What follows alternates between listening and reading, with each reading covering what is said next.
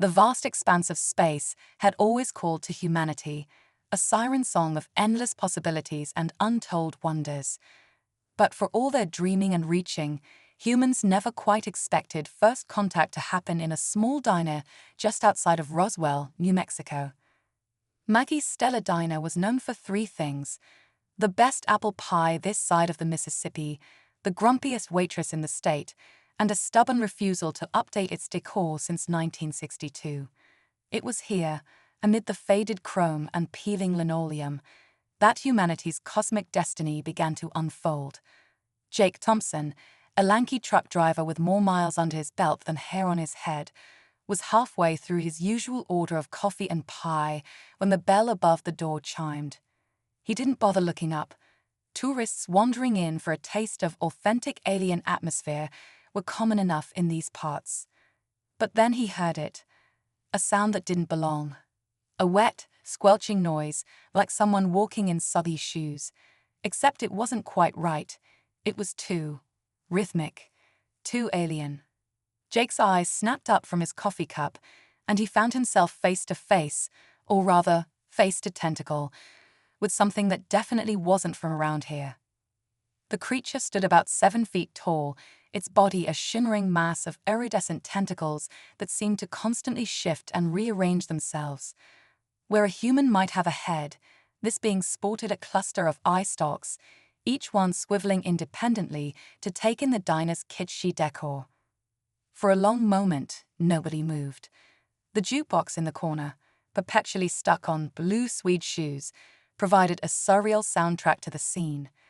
Then, in a voice that sounded like bubbles rising through thick syrup, the alien spoke.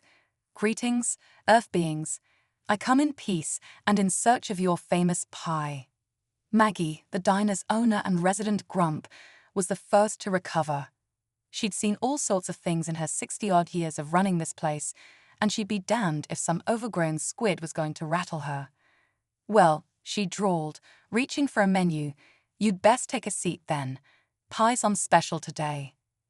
And just like that, the spell was broken. The alien, who introduced himself as Zlob of the Explosion Empire, squeezed into a booth, his tentacles spilling over the sides in a cascade of shimmering purple. Jake, driven by a mixture of curiosity and the deeply ingrained trucker's need to share a good story, slid into the booth across from Zlob. "So," Jake began, trying to sound casual, as if he chatted with extraterrestrials every day, "what brings you to our neck of the woods? Or shall I say, our corner of the galaxy?" Zlob's eye stalks swiveled to focus on Jake. "Ah, a most fascinating query, hirsute Earth dweller. You see, I am what you might call a food critic for the Galactic Gourmand Guide. I travel the cosmos, sampling the culinary delights of various species. Your planet has recently become quite the topic of discussion in gastronomic circles." Jake blinked, processing this information. "Wait, you're telling me that out of all the things Earth has to offer, aliens are interested in our food?" "Indeed." Zlob's tentacles wiggled in what Jake assumed was excitement. "Your planet's biodiversity and cultural variations have produced a staggering array of flavors and textures. It's quite remarkable for such a young species." Before Jake could respond, Maggie appeared with a steaming slice of apple pie. She set it down in front of Zlob with a clatter. "Here you go, sugar. Best pie in the galaxy, if I do say so myself." Zlob's eye stalks quivered with anticipation. A small tendril extended from his mass, delicately lifting the fork. With surprising dexterity, he managed to scoop up a bite of pie and bring it to a previously unseen orifice. For a moment, there was silence. Then, Zlob's entire body began to glow, pulsating with waves of bioluminescence. "Great exploit," he exclaimed, his voice now sounding like a choir of bubbles. This is extraordinary. The interplay of sweet and tart, the flaky texture of the crust, the subtle notes of cinnamon, it's a symphony of flavors." Jake couldn't help but grin. "Told ya it was the best pie around." As Zlob continued to devour the pie with increasing enthusiasm, more curious locals began to filter into the diner. News traveled fast in a small town, and the sight of an alien food critic having a religious experience over Maggie's apple pie was too good to miss. Among the newcomers was Dr. Evelyn Martinez, a SETI researcher who had been laughed out of academia for her insistence that first contact was imminent.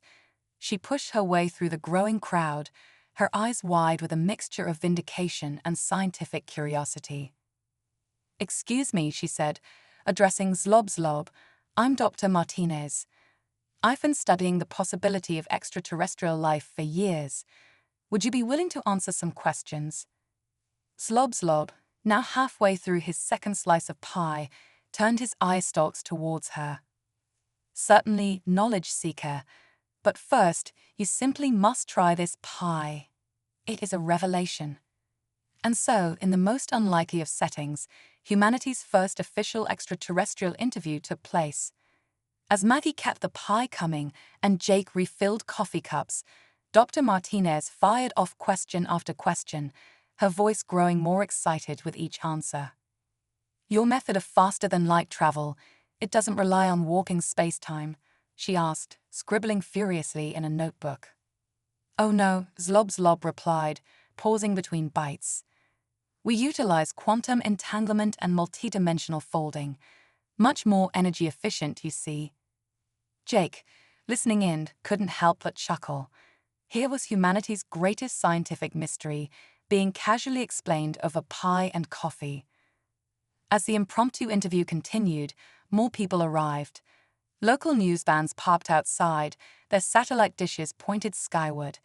Men in black suits and sunglasses lurked at the edges of the crowd, speaking in hushed tones into their wrist communicators. But inside Maggie's stellar diner, a miracle was unfolding. People from all walks of life, truckers, farmers, scientists, and government agents, were sitting side by side, sharing pie and conversation with an alien being. Cultural differences and earthly disputes seemed to melt away in the face of this cosmic encounter. Jake, watching it all unfold, felt a swell of pride. This was humanity at its best, curious, adaptable, and welcoming. Sure, they might not have the fanciest technology in the galaxy, but they had something special, something that even a spacefaring food critic found remarkable. As the night wore on and the pie supply began to dwindle, Zlob made an announcement that sent ripples of excitement through the crowded diner. "My dear Earth friends," he began, his voice now sounding like a gentle underwater chime, "I came to your planet seeking new flavors, but I found so much more. Your hospitality, your curiosity, your ability to adapt to the unexpected. These qualities are rare and precious in the cosmos." He paused, his eye stalks sweeping across the rapt faces before him. "It is my great pleasure to extend to you an invitation. The Galactic Confederation has long debated whether Earth was ready for official first contact. I believe I can now answer that question with a resounding yes." A hush fell over the diner, broken only by the soft strains of Elvis still crooning from the jukebox. "If you are willing," Zlob continued, "I would like to bring a delegation of humans to our next Galactic Confederation meeting. There, you can present your case for Earth's inclusion in the interstellar community." The diner erupted in excited chatter. Dr. Martinez looked like she might faint from sheer joy. Even Maggie cracked a smile, though she quickly hid it behind her usual scowl. Jake, still sitting across from Zlob, felt a mix of emotions wash over him. Excitement, sure, but also a touch of apprehension. Humanity was about to step onto a much larger stage, and who knew what challenges awaited them. But then he looked around at his fellow humans, the brilliant scientist, the grumpy but kind-hearted diner owner, the curious locals, all coming together in the face of the unknown, and he felt his doubts fade away. "Well, Zlob," Jake said, extending his hand across the table, "on behalf of Earth, I'd say we accept your invitation. When do we leave?" Zlob's tentacles wrapped gently around Jake's hand in an alien handshake. "Excellent. We shall depart at dawn. But first, I simply must have the recipe for this extraordinary pie. For scientific purposes, of course." As laughter filled the diner, Jake couldn't help but think that humanity's future in the stars looked bright indeed, and it all started with a slice of pie in a small-town diner. Who would have thought? The next morning, as the first rays of sunlight peeked over the New Mexico desert, a small group of humans stood outside Maggie's stellar diner. Jake, Dr. Martinez, Maggie, clutching a box of pies and muttering about intergalactic health codes, and a few others chosen to represent Earth's diversity, waited with a mix of nervousness and excitement. Slob's ship, a sleek vessel that looked more like a work of abstract art than a spacecraft, hovered silently above them. As a beam of light engulfed the group, Jake took one last look at the diner's neon sign, still flickering in the dawn light. "Well, folks," he said with a grin, "looks like we're in for one heck of a road trip." And with that, humanity took its first step into a larger universe, armed with nothing but curiosity, adaptability, and a really good recipe for apple pie. The journey through space was nothing like Jake Thompson had imagined.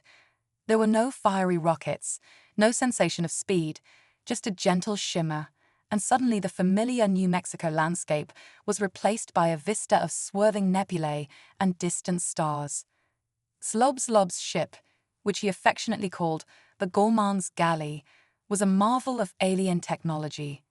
Its interior shifted and reformed to accommodate its passengers' needs, and holographic displays offered real-time translations of the myriad alien languages being spoken.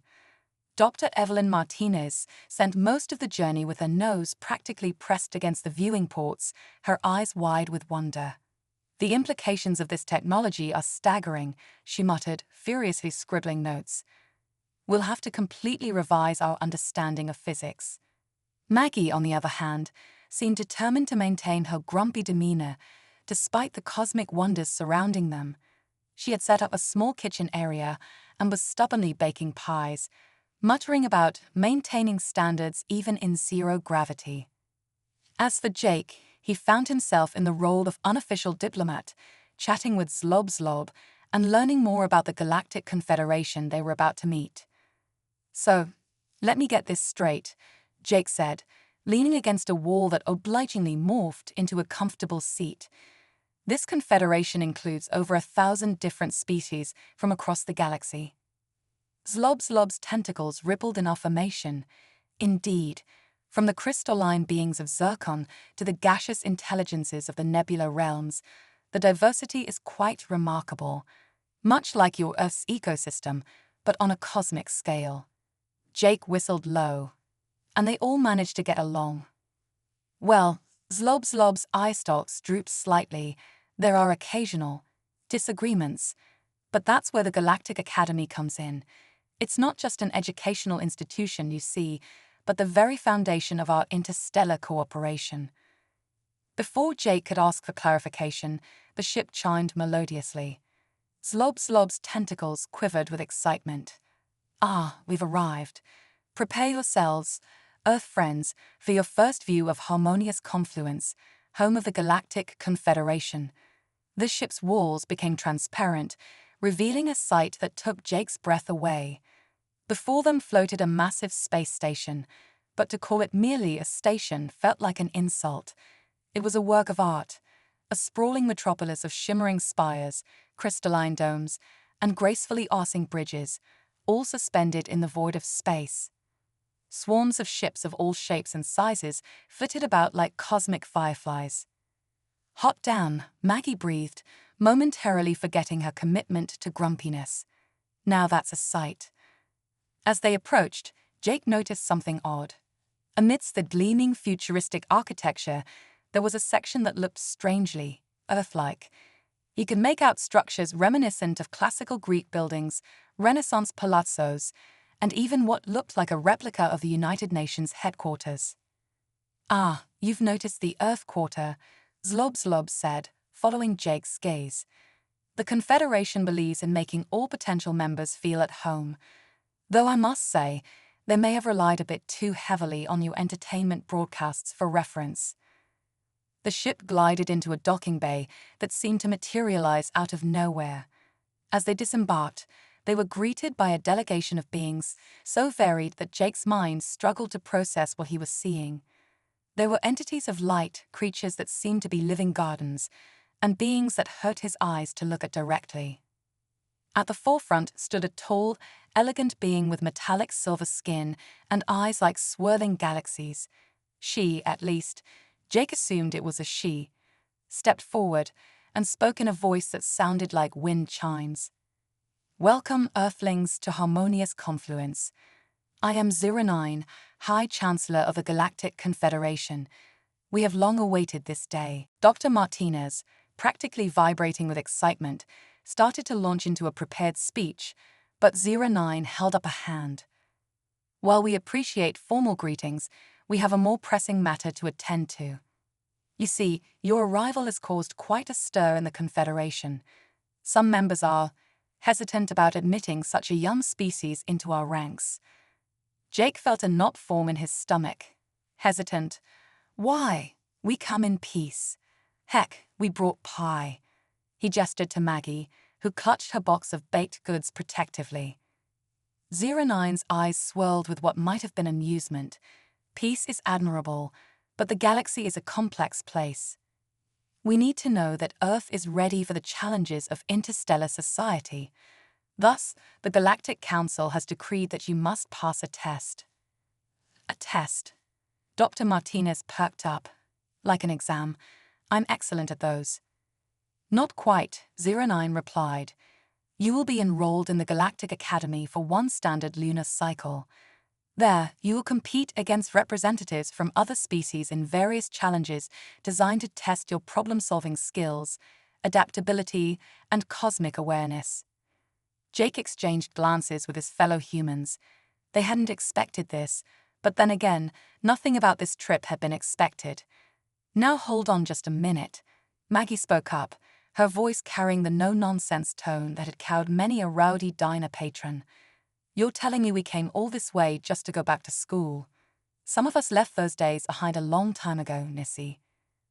09 turned her galaxy eyes on Maggie, and for a moment, Jake worried that the diner owner's brusque manner might have caused an interstellar incident. But then the High Chancellor did something surprising. She laughed, a sound like tinkling crystals. "Your directness is refreshing, Earth Maggie. It has been some time since anyone addressed me so colloquially. Perhaps you Earthlings will bring some much-needed vitality to our halls of learning." And so, with a mix of trepidation and excitement, the small group of humans found themselves enrolled in the most elite educational institution in the galaxy. The Galactic Academy was a sprawling complex at the heart of Harmonious Confluence, its architecture a mind-bending blend of styles from 1,000 worlds. Their first day was a whirlwind of orientation activities. They were fitted with universal translators, which Dr. Martinez immediately began trying to reverse engineer, given a crash course in xenobiology to avoid accidentally offending their classmates, and assigned living quarters that adapted to their specific biological needs. It was in their first class, Quantum Ethics and Multidimensional Diplomacy, that they began to realize the true scale of the challenge before them. The lecturer, a being of pure energy contained within a hovering orb, posed complex moral dilemmas that made Jake's head spin. "You are a planetary leader," the lecturer posited, its voice resonating directly in their minds. "A neighboring star is about to go supernova, threatening an inhabited world. You have the technology to save them, but doing so will drain your planet's resources, leaving your own people vulnerable. What do you do?" As Jake struggled to wrap his head around the question, a chorus of responses rang out from their alien classmates. Some argued for absolute altruism, others for cold pragmatism, and still others proposed solutions that involved bending the fabric of space-time itself. Dr. Martinez raised her hand, her face set in determination. "With all due respect," she began, "I think we're approaching this from the wrong angle. Instead of choosing between two bad options, why not look for a third? Couldn't we, for instance, pool resources with other nearby systems to save both planets without overly burdening any single world?" The classroom fell silent. Then, gradually, a murmur of discussion arose, with various alien students building on Dr. Martinez's idea. The energy being teaching the class pulsed with what Jake hoped was approval. An interesting perspective, Earth Martinez. It seems your species has a talent for thinking. How do you say, outside the cube? Box, Jake corrected automatically. Outside the box. Ah, yes. A curious idiom. We shall have to explore its origins in our linguistic relativity seminar. As the days passed, the humans found themselves facing challenge after challenge.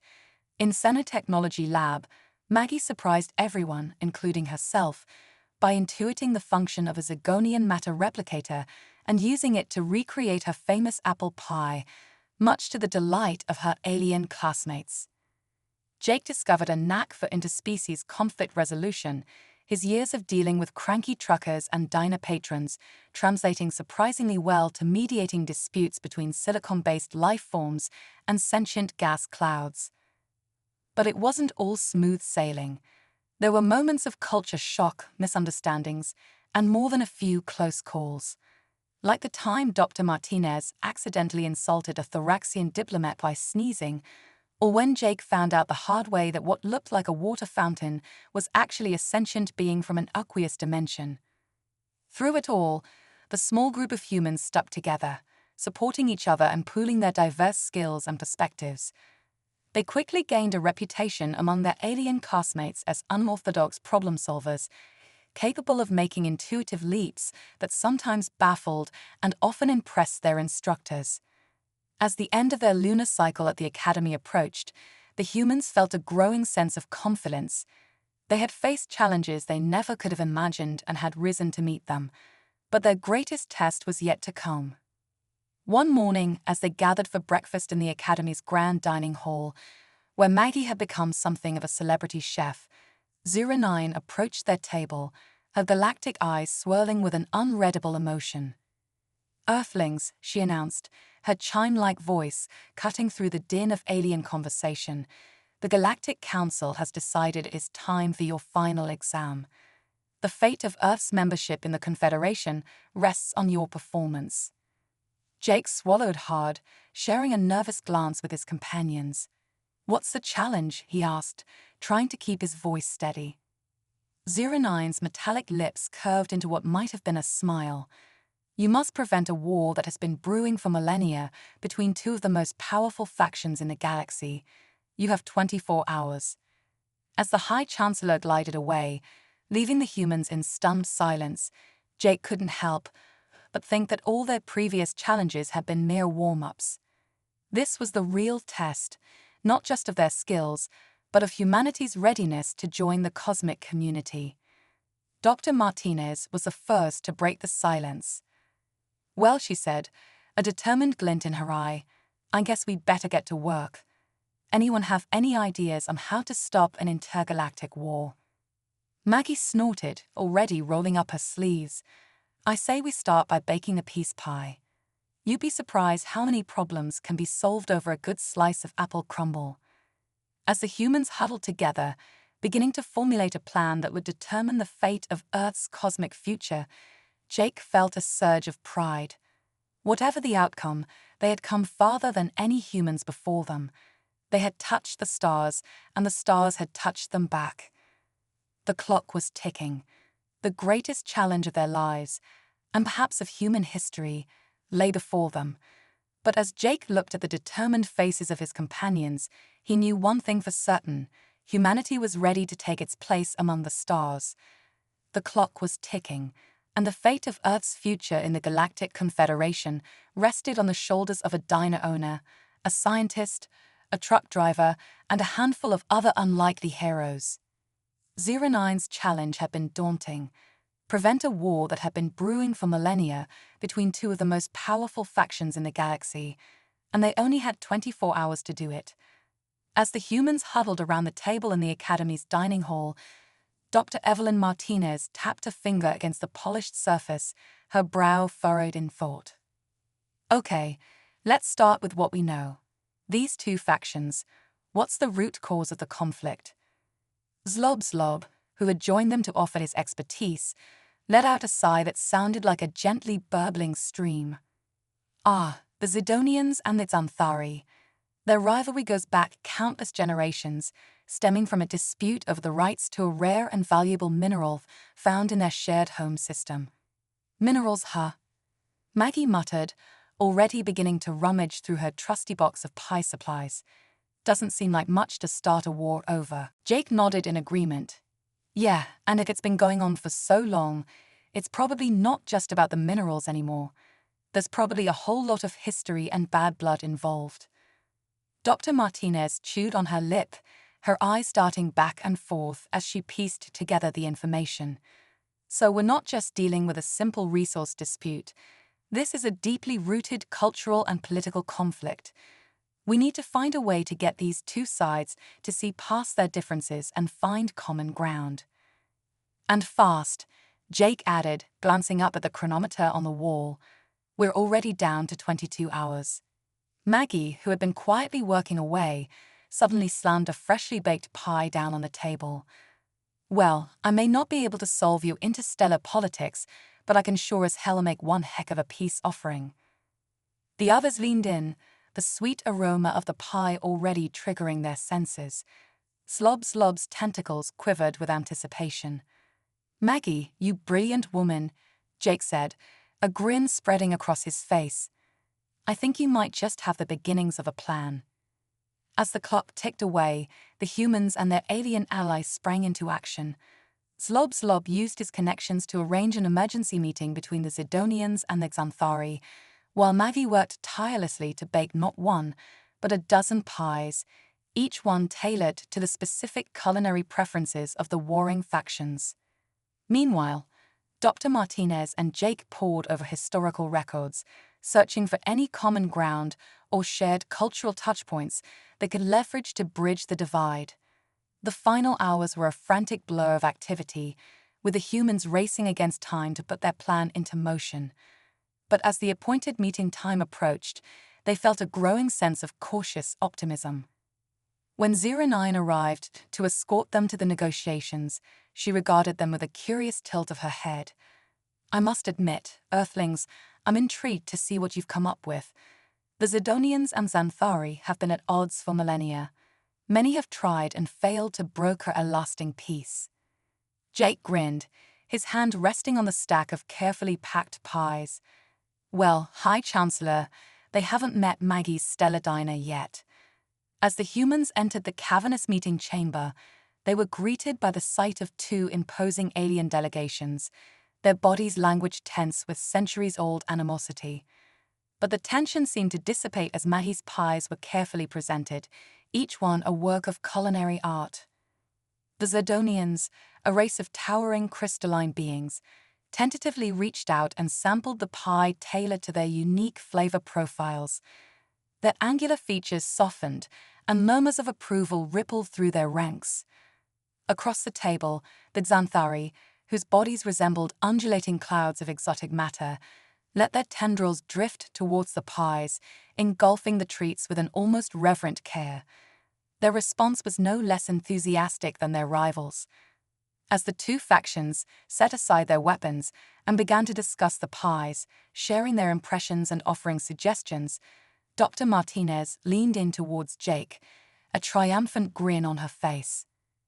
Looks like human ingenuity strikes again. Who would have thought the way to interstellar peace was through the stomach?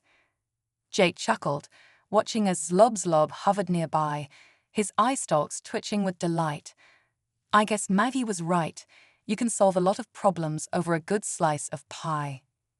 The negotiations continued well into the night, with the Zidonians and Xanthari gradually setting aside their differences and finding common ground. By the time the sun rose on harmonious confluence, a historic peace treaty had been signed, and the humans had proven that their species was more than ready to take its place among the stars. As they returned to the Galactic Academy, exhausted but elated, 09 approached them, her galactic eyes shining with pride. Earthlings, she said, her chime-like voice resonating with respect, you have not only prevented a war, but you have forged a lasting alliance between two of our most storied factions. The Galactic Council is most impressed. She paused, her lips curving into a smile. Welcome to the Galactic Confederation. May your species bring the same creativity and determination to our cosmic community.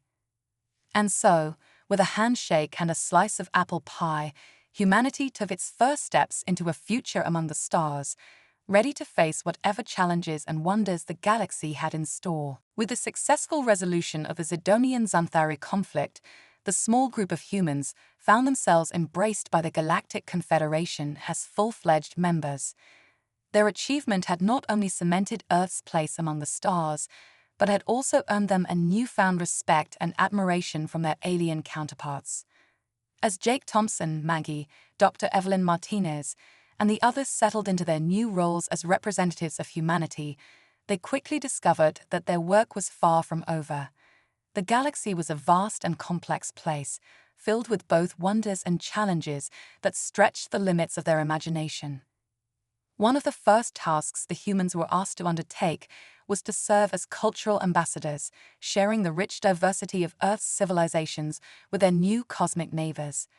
Maggie, of course, was more than happy to oblige, hosting a series of Galactic Gourmet events where she showcased the culinary delights of humanity. "You think your fancy replicators can whip up a decent apple pie?" she would scoff, rolling up her sleeves and diving into the task with her usual no-nonsense attitude. "Just wait till you get a load of my secret family recipe." The response was overwhelming. Alien palates, accustomed to the exotic and the avant-garde, were captivated by the simple, honest flavors of Maggie's pies. Soon, her diner's reputation had spread throughout the Confederation, and she found herself in high demand, fielding requests to cater diplomatic functions and even the occasional royal wedding. Meanwhile, Dr. Martinez immersed herself in the Galactic Academy's extensive libraries, poring over the accumulated knowledge of 1,000 civilizations. Her thirst for understanding the cosmos was insatiable, and she quickly became a respected figure among the Confederation's scientific community.